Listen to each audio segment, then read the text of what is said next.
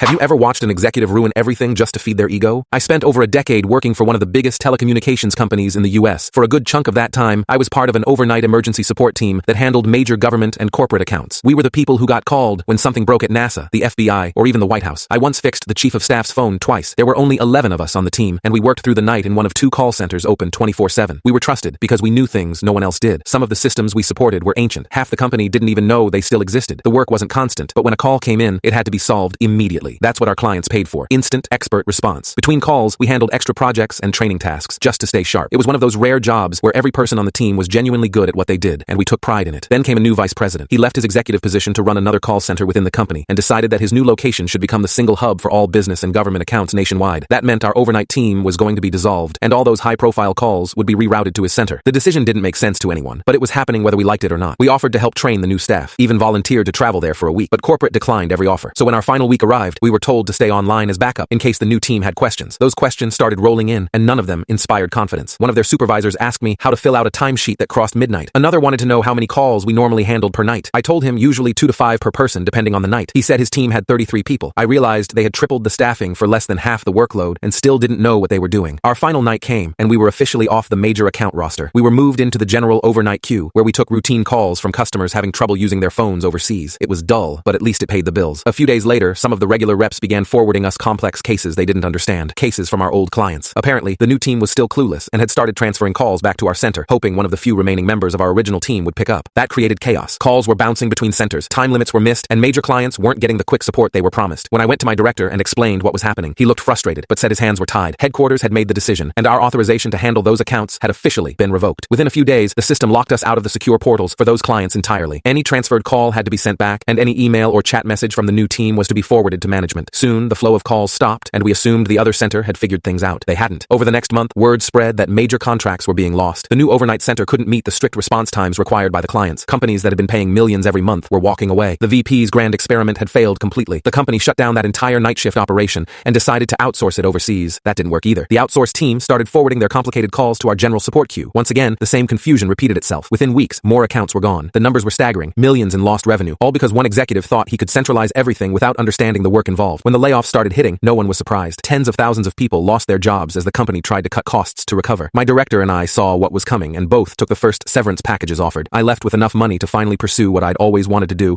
and he walked away before the collapse reached him. The company that once prided itself on reliability had become another cautionary tale of what happens when leadership ignores the people who actually know how things work. All it took was one bright idea at the top to undo years of expertise, and millions of dollars vanished almost overnight.